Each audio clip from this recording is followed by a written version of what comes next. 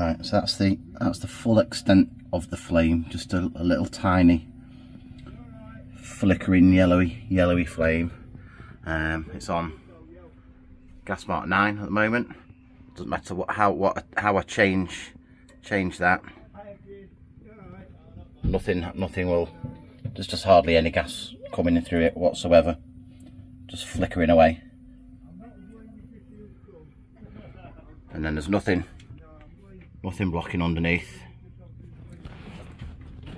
I've got the lid up, and gas is fine on everything else.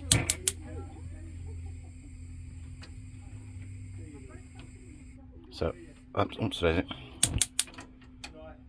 so that's working for absolutely fine.